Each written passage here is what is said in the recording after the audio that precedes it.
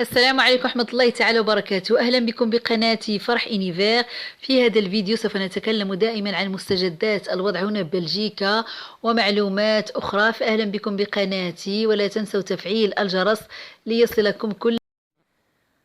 وبالنسبة للجنة الاستشارية الخاصة بدولة بلجيكا فسوف تعقد اجتماعا جديدا في 29 من شهر أكتوبر لتدارس الوضعية هنا ببلجيكا على الساعة 2 بعد الظهر في قصر إغمونت في بروكسل.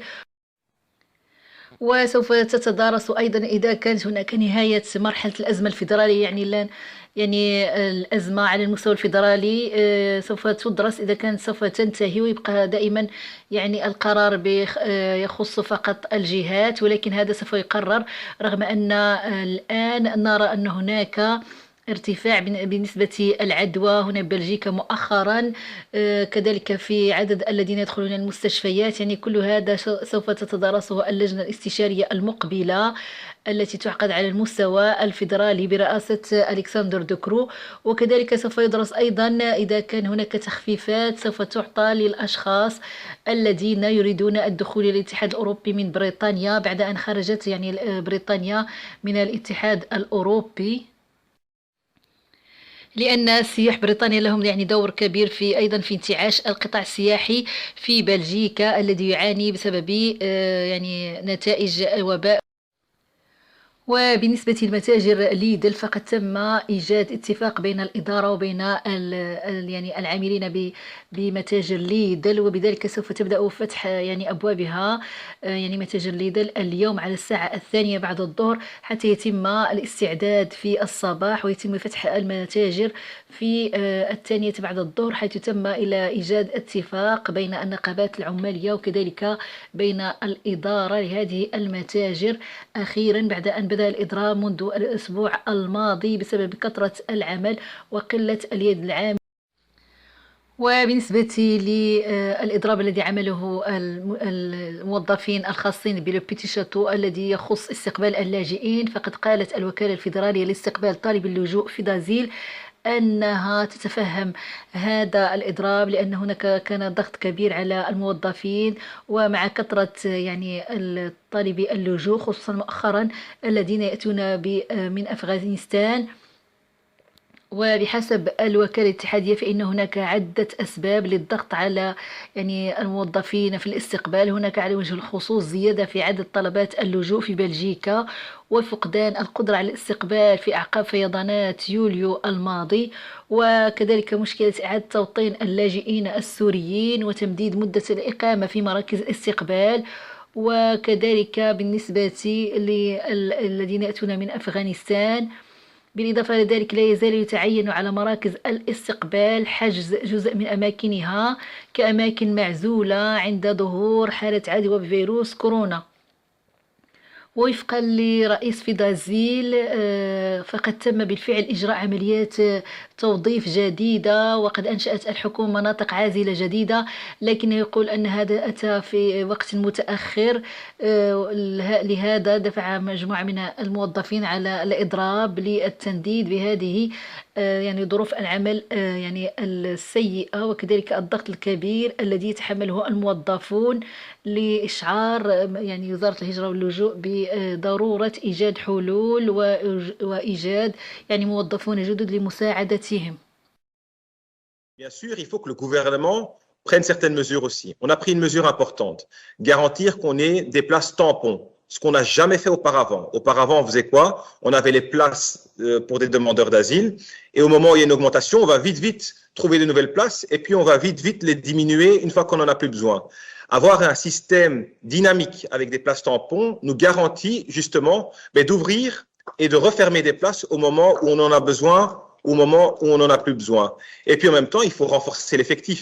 Là-dedans aussi, on a augmenté de manière structurelle les investissements dans nos services avec plus de 25% d'effectifs qui sera augmenté. Ça fait plus de 700 personnes qui vont renforcer nos services migratoires qui, pendant des années, n'ont pas reçu les investissements nécessaires pendant que les enjeux sont devenus de plus en plus importants chaque année. وبالنسبة للوضع الوبائي هنا ببلجيكا، فسجل مؤخرا ارتفاع العدوى يقدر ب 46% مقارنة بالأسبوع الماضي، حيث في الفترة الممتدة من 9 إلى 15 من شهر أكتوبر سجل في المتوسط يوميا 3010 حالات مصابة بفيروس كورونا، وهذا يمثل ارتفاع قدره 46% مقارنة مع الأسبوع الماضي.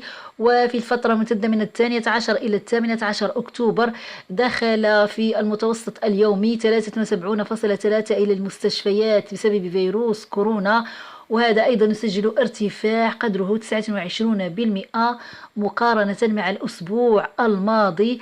وهكذا هناك 914 شخص ما زالوا مصابين بفيروس كورونا في المستشفيات البلجيكية، وهذا يمثل نسبة ارتفاع قدرها 23%، من بينهم 229 في العناية المركزة.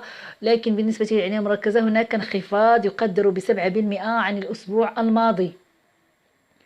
في الفترة الممتدة من 9 إلى 15 من شهر أكتوبر هناك ما يقرب من 11 شخص توفوا في المتوسط يوميا بسبب هذا الفيروس. وأيضا هناك يلاحظ أيضا بالنسبة للوفيات أن هناك ارتفاع يقدر ب14% مقارنة مع 7 الأيام السابقة. وهكذا يرتفع إجمالي الوفيات هنا ببلجيكا منذ بداية الوباء إلى غاية الآن 25,780 شخص وفوا جراء هذا المرض. بالنسبة لاختبارات كورونا فقد سجل في المتوسط يوميا 48,400 اختبار خاص بفيروس كورونا بمعدل إيجابية بلغ 6.4%. وبالنسبة لمعدل العدوى بين الأشخاص فقد ارتفع إلى 1.21، وعندما يكون أكثر من واحد هذا يبين بأن العدوى ما زالت ترتفع. وبالنسبة لعالم الفيروسات إيفا لاتم المتحدث باسم مركز الأزمات هنا ببلجيكا، فقد قال بأنه رغم أنه نلاحظ مؤخرا ارتفاع العدوى فهو لا يتخوف من هذا الارتفاع، ولا يظن أنه سوف تكون موجة رابعة قد تصيب بلجيكا بخلاف بعض العلماء الآخرين. وبالنسبة لهذا العالم في الفيروسات إيفا لاتم والمتحدث بمركز الأزمات البلجيكي، فهو يقول بعد صيف عام 2022 يجب أن نكون قادرين على إدارة هذا الفيروس كما نتعامل مع الأمراض المعدية الأخرى، لأن هذا كما يقول ممكن في ضوء اللقاحات الجديدة والتطورات التي عرفها العالم بخصوص هذا المرض. يعني يمكن أيضا التحكم به كما الأمراض المعدية الأخرى التي يتحكم بها تتحكم بها دول العالم. وبالنسبة لمدينة فيغفيي التي تقع في منطقة والونيا فهي تقدم منحة تقدر ب1500 لمساعدة التجار المتضررين، حيث قررت هذه المدينة إطلاق ميزانية قدرها 500,000 يورو لمساعدة التجار المتضررين من الفيضانات، حيث قدرت منحة ب1500 يورو على الأقل لكل تاجر، وقد تزيد إذا لم يتقدم جميع الضحايا بطلب. ووفقا للإحصائيات التي أجرتها بلدية فيغفيي فقد تأثر ما يزيد عن 300 محل بالفيضانات في يوليو يعني en juillet. وقالت عضو المجلس المحلي سيسيل أوزير منذ البداية قلنا لأنفسنا أننا نريد أن نفعل شيئا مع خدمات الشؤون الاقتصادية، كان المفتاح والعثور على الصيغة الصحيحة، وللقيام بذلك كان من الضروري أولا العثور على ميزانية بفضل المظاريف غير المستخدمة من مشروعي قسائم الأعمال وأقساط كوفيد، وتم تحرير مبلغ 500,000 يورو. وأضافت في الأسابيع المقبلة سيتم التبرع بها للمتداولين المتأثرين الذين يطلبونها، وإذا تقدم جميع التجار المتأثرين بطلب للحصول على مكافأة فسيحصل كل منهم على 1500 يورو. وبالنسبة لمنطقة لييج فهناك توزيع السخانات الإضافية المجانية على ضحايا الكوارث في لييج هذا الأسبوع. وبعد 3 أشهر من الفيضانات لا تزال بعض المنازل في منطقة لييج غير موصولة بالغاز للسماح لضحايا الكوارث بقضاء فصل الشتاء دافئ، حيث ستوزع مدينة لييج سخانات كهربائية إضافية مجانا خلال هذا الأسبوع. وتواصل المشغل الرئيسي لشبكات الكهرباء وتوزيع الغاز في مقاطعة لييج ريسا عملها حاليا لإعادة إمدادات الغاز إلى المناطق المنكوبة منذ يوم الخميس الموافق 14 من شهر أكتوبر. وتم توصيل حي كينيكومبوا مرة أخرى بشبكة الغاز وإعادة فتح العدادات الفردية إذا سمحت التركيبات الخاصة بالمنازل المعنية بذلك. وعلى الرغم من هذا التقدم الإيجابي لا تزال العديد من الأسر الواقعة في منطقة الكارثة في لييج اليوم بدون وسائل تدفئة، إما لأن شوارعها لم يتم تجديدها بعد بالغاز أو لأن تركيبها ما زال يتعذر استبداله أو إصلاحه. وسيبدأ توزيع السخانات في منتصف الأسبوع بعد إبلاغ المواطنين المعنيين بكل الصناديق.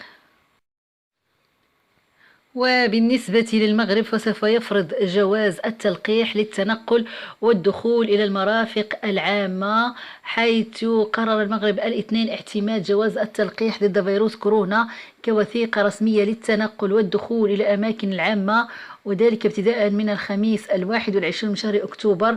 وأعلنت الحكومة المغربية في بيان بأنه تعزيزا للتطور الإيجابي الذي تعرفه الحملة الوطنية للتلقيح، وأخذا بعين الاعتبار التراجع التدريجي في منح الإصابة بفيروس كورونا، فقد قررت الحكومة ابتداء من يوم الخميس 21 من شهر أكتوبر 2021 اعتماد مقاربة احترازية جديدة قوامها جواز التلقيح، مضيفة في بيانها أن هذه التدابير تشمل السماح للأشخاص بالتنقل عبر وسائل النقل الخاصة أو العمومية داخل التراب المغربي وخارج المغرب، ويشمل استخدام الجواز دخول الموظفين والمستخدمين الإدارات العمومية وشبه العمومية والخاصة، وكذلك للدخول للمؤسسات الفندقية والسياحية والمطاعم والمقاهي والأماكن المغلقة والمحلات التجارية وقاعات الرياضة والحمامات.